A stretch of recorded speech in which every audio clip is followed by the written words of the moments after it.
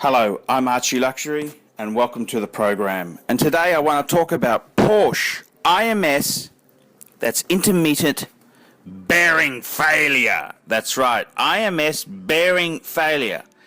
Intermediate shaft bearing failure.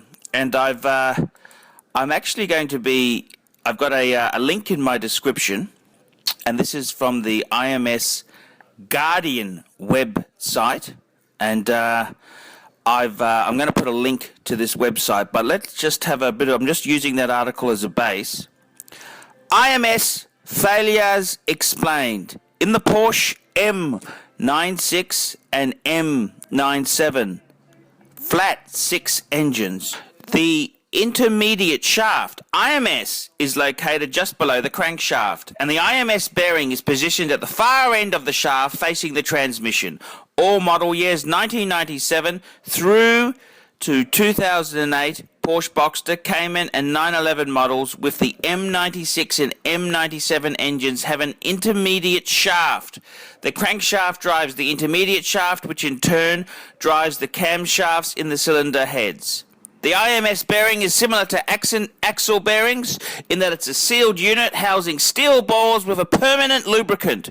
The seals and the lubricant inside the IMS bearing are intended to last the life of the engine. However, the IMS bearings age and it has potential to deteriorate. First, the grease seals enclosing the unit become compromised. They harden over time and they lose their tension. As the seals fail, the engine oil is able to enter the bearing housing.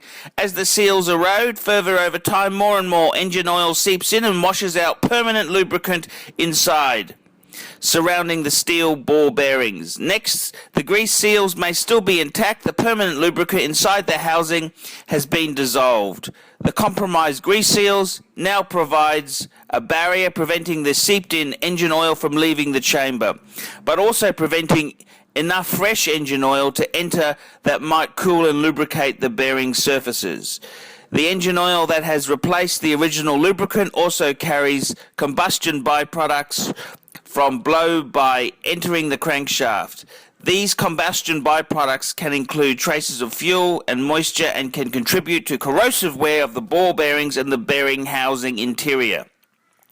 As inadequate lubrication, extreme heat and corrosion continue, mechanical deterioration accelerates. The grease seals continue to wear and continue to allow oil to seep inside the housing, but more onerously, the mechanical deterioration inside the compromised bearing begins to release metal debris that is carried throughout the engine via the circulation of the oil.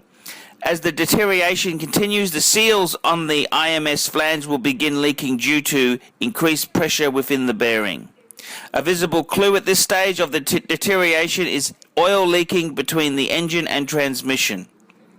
However, this can also be caused by a compromised rear main seal, RMS. Without removing the transmission, it is difficult to diagnose an oil leak in this area.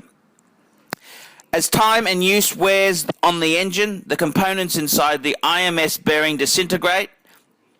In certain circumstances, it may be possible to replace the IMS bearing after the bearing center support stud breaks.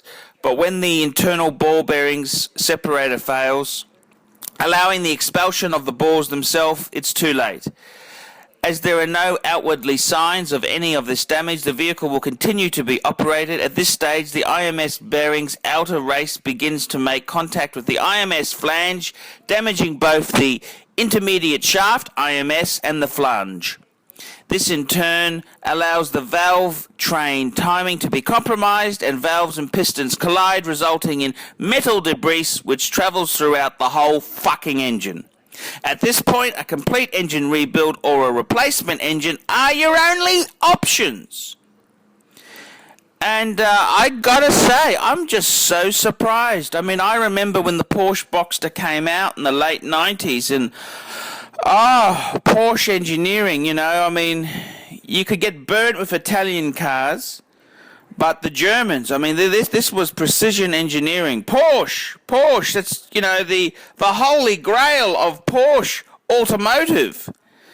And to find out now that these Boxsters are basically ticking time bombs that will need a complete engine replacement. I mean, this is just catastrophic. And it's disastrous. How can Porsche sell a product like this? I mean, I don't know what to say. And I'm going to have to include this in the EUROTRASH Hall of Shame.